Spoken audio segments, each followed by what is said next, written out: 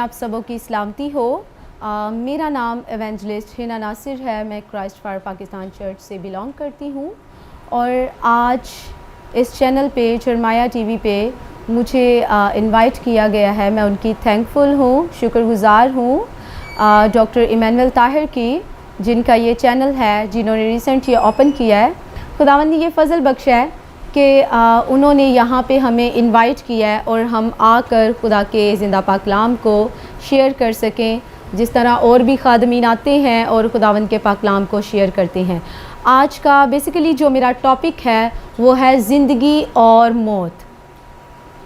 तो आज मैं इस चीज़ को बयान करूँगी। आपने काफ़ी टॉपिक पे कलाम सुना होगा, लेकिन आज ये जो टॉपिक है, मेरा ईमान है कि आप जब सुनेंगे तो बहुत बरकत पाएंगे। जी, हम आएंगे अपने टॉपिक की तरफ। देखिएगा ज़रा मेरे साथ पैदाइश पहला बाब उसकी 31वीं आयत। ये मैं मौत के लिए बयान करूँगी। पैदाइश पहला बाब उसकी 31वीं आयत। खुदा की ज़िंदा पाक कलाम में यूँ मरकूम है, और खुदा ने सब पर जो उसने बनाया था नज़र की और देखा कि बहुत अच्छा है, और शाम हुई और सुबह हुई, सो छठा दिन हुआ। खुदा ने जो कुछ बनाया, सब कुछ बनाने के बाद कहा कि अच्छा है। यहाँ पे आपने एक चीज़ देखी होगी, ये तख्लीक है असल में, पैदाइश। यहाँ पे खुदा ने मौत को नहीं बनाया, यहाँ पे खुदा ने ज़िंदगी बनाई और ज़िंदगी में से ज़िंदगी बनाई। अब खुदा ने वो सारी चीज़ें बनाने के बाद, ये सब कुछ बनाने के बाद खुदा ने कहा कि अच्छा है। और यहाँ पे मौत कहीं भी नहीं लिखी। मौत इंसान की नाफरमानी के बाद आई। आगे जाके देखेंगे हम पैदाइश पहला बाब उसकी 29 से 30वीं आयत को हम ज़रा पढ़ेंगे। और खुदा ने कहा कि देखो, मैं तमाम रुई ज़मीन की कुल बीजदार सब्ज़ी और हर दरख्त जिसमें उसका बीजदार फल हो तुमको देता हूँ, ये तुम्हारे खाने को हो। 30वीं आयत। और ज़मीन के कुल जानवरों के लिए और हवा के कुल परिंदों के लिए और उन सब के लिए जो ज़मीन पर रेंगने वाले हैं, जिनमें ज़िंदगी का दम है, कुल हरी बूटियाँ खाने को देता हूँ। और ऐसा ही हुआ।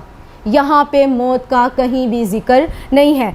तो काफ़ी जो लोग हैं वो ये कहते हैं कि पौधों में जान होती है, पौधों में जान होती है, लेकिन इस आयत में ये हमें साफ बताती है कि खुदा ने किसी जानवर को खाने की, यानी कि उसकी मौत की भी इजाज़त नहीं दी थी। यहाँ पे मौत नहीं थी, यहाँ पे बिल्कुल भी मौत नहीं थी, बल्कि खुदा ने, जिस तरह के आप लोगों को मैंने पहले बताया, इसकी 31वीं आयत में खुदा ने सब कुछ बनाने के बाद कहा कि अच्छा है। अब पैदाइश 9 बाब उसकी 3री आयत में तकरीबन 1600 साल बाद जाके ये हुक्म हुआ था। जी, हम देख लेते हैं, पढ़ लेते हैं। पैदाइश 9वां बाब उसकी 3री आयत है। हर चलता फिरता जानदार तुम्हारे खाने को होगा, हरी सब्जी की तरह मैंने सब का सब तुमको दे दिया। यहाँ पे खुदा इजाज़त दे रहा है। पीछे खुदा ने कहीं भी ये इजाज़त नहीं दी, पीछे मौत नहीं थी। तो वहाँ पे जड़ी बूटियों की कोई मौत नहीं थी, मौत का तो जिक्र ही नहीं था। तो लोग कहते हैं तख्लीक के दौरान भी मौत का जिक्र था, कहीं भी नहीं था। तब कहीं भी मौत का जिक्र नहीं है। मौत का जिक्र, जानवरों की मौत का जिक्र यहाँ पे है। आगे जाके 9वें बाब में, पहले बाब में कहीं पे भी मौत का जिक्र नहीं है, जबकि लोग कहते हैं तख्लीक के दौरान ही है। वो जड़ी बूटियों से कहते हैं, पौधों के लिए कहते हैं, पौधों में जान नहीं होती। देखेंगे हम एक और चीज़। साइंसी लोग ये बात कहते हैं कि मौत इब्तदाई तौर पर तख्लीक का हिस्सा थी, जबकि बाइबल पौधों और जानवरों के दरमियान फ़र्क ज़ाहिर करती है। साइंसदान जो हैं वो ये बात कहते हैं कि मौत इब्तदाई तौर पर तख्लीक का हिस्सा थी, जबकि बाइबल पौधों और जानवरों के दरमियान फ़र्क ज़ाहिर करती है। इस फ़र्क का इजहार इब्रानी लफ्ज़ नफ्श, यानी जिसका तर्जमा है नफ्स या दम। अब जिस तरह के मैं ज़िंदा हूँ, मुझ में दम है तो मैं ज़िंदा हूँ, तो वो जो है वो इस बात को कहते हैं कि पौधों में भी जान होती है, पौधों में जान नहीं होती। ये साइंसदान का कहना है, ये साइंसदान इस बात को कंसीडर करते हैं। और आज हम वो जनरेशन है जो इतना दुनियावी इल्म हासिल कर लेते हैं कि हम बाइबल को पीछे छोड़ जाते हैं। नहीं जी, ए गल साइंस कह रही है। अब जो बात खुदा कह रहा है हम उस पे गौर नहीं करते हैं। जब खुदा ने शुरुआत में बना के कहा कि सब कुछ अच्छा है, वहाँ पे मौत नहीं बनाई बल्कि ज़िंदगी बनाई। देखा आपने, आदम बनाया, आदम को गहरी नींद में भेजा और आदम की पसली में से खुदा ने हवा को बनाया, ज़िंदगी से ज़िंदगी बनाई, मौत नहीं थी। आगे देखेंगे हम इसी का ही कि जिसका तर्जुमा है नफ्स या दम की बदौलत, जो कि ज़िंदगी इस पहलू को ज़ाहिर करता है कि जिसका ताल्लुक़ सिर्फ जानवरों और इंसानों से है। नफ्स का तर्जुमा ज़िंदगी का दम रखने वाले, ये जानदारों के तौर पर किया जाता है।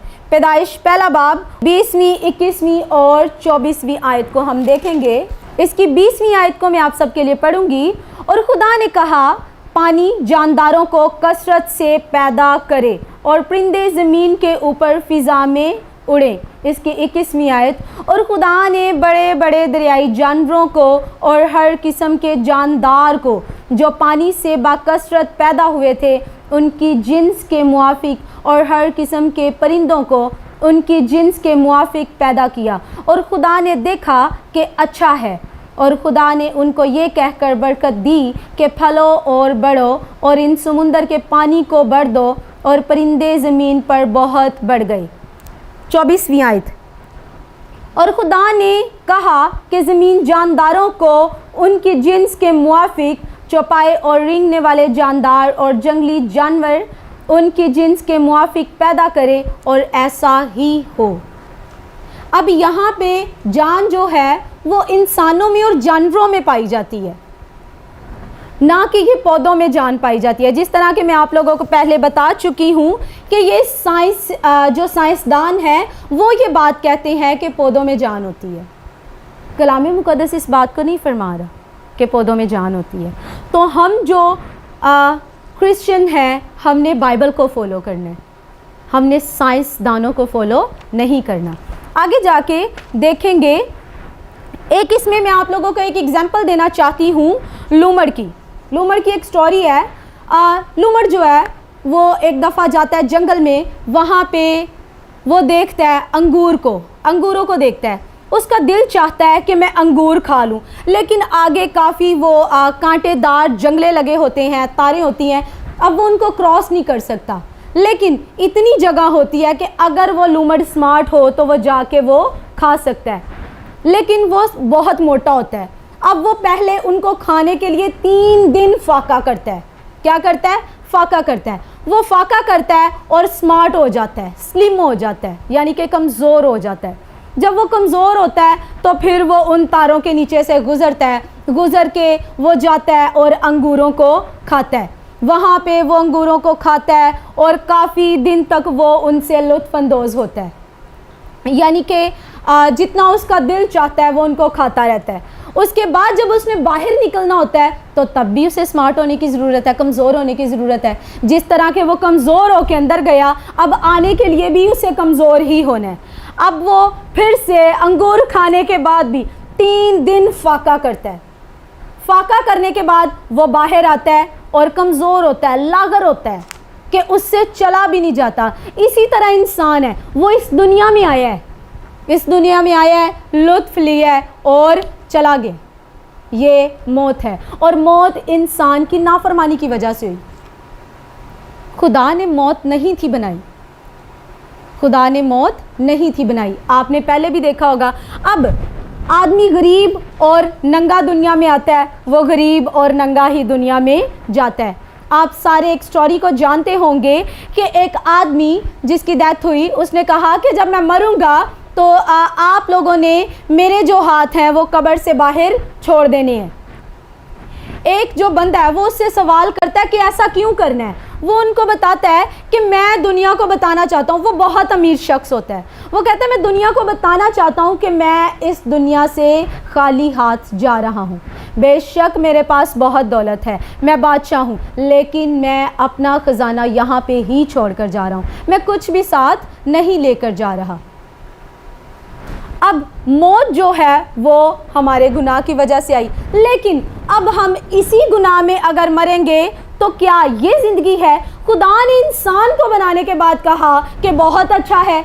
जितनी चीज़ें इंसान के लिए बनाई उसके लिए खुदा ने कहा कि बहुत अच्छा है। फिर ये मौत हमारी नाफरमानी की वजह से आई। अब हमें हमेशा की ज़िंदगी में दाखिल होना है। अब हमेशा की ज़िंदगी के लिए खुदा ने प्लान किया, यस्सु को ज़मीन पर भेजा ताकि हम हमेशा की ज़िंदगी के वारिस हों। जी देखिएगा मेरे साथ, जिस तरह के मैंने आप सबके सामने मौत को बयान किया कि मौत जो थी वो शुरू में नहीं थी। मौत हमारी नाफरमानी की वजह से आई, इंसान की नाफरमानी की वजह से आई। और सारे इस बात को जानते हैं कि इंसान की नाफरमानी क्या थी, कि उन्होंने खुदा की ना मानी। देखेंगे हम अब ज़िंदगी के बारे में। निकालिएगा यूहन्ना की इंजील 17वां बाब उसकी 3री आयत। और हमेशा की ज़िंदगी ये है कि वो तुझ खुदाए वाहिद और बरहक को और यीशु मसीह को जिसे तूने भेजा है जाने। पहले हमने मौत को देखा, अब ये है हमेशा की ज़िंदगी। हमेशा की ज़िंदगी यही है कि हम यीशु को जाने, हम यीशु के बारे में जाने कि यीशु जब दुनिया में आए उन्होंने क्या किया, उन्होंने कैसी खिदमत की। पहले हमने मौत के बारे में जाना, अब ये ज़िंदगी है। अगर इस ज़िंदगी में भी हम यीशु को, खुदा को नहीं जान पाएंगे तो हम हमेशा की ज़िंदगी के वारिस नहीं होंगे। तो हमेशा की ज़िंदगी अगर चाहते हैं, उस नाफरमानी, वो जो नाफरमानी की वजह से मौत हम सब पे वाजिब हो गई, अगर उससे निकल के आप हमेशा की ज़िंदगी में आना चाहते हैं तो हमें ज़रूरत है कि हम यीशु को जानें। तो यीशु को जानने के लिए ज़रूरी है कि हम कलाम मुक़द्दस को पढ़ें, हम कलाम मुक़द्दस को सीखें, हम चर्च रूटीन से जाया करें, हम अपने बिब्लिकल चैनल्स को देखा करें, हम जो हमारे खादमीन हैं उनके मैसेजेस को सुना करें। और जिस तरह के बथेरे अब बाइबल कॉलेजेस हैं उनमें जाके हम प्रॉपर तालीम हासिल करें ताकि हम हमेशा की ज़िंदगी के वारिस बनें।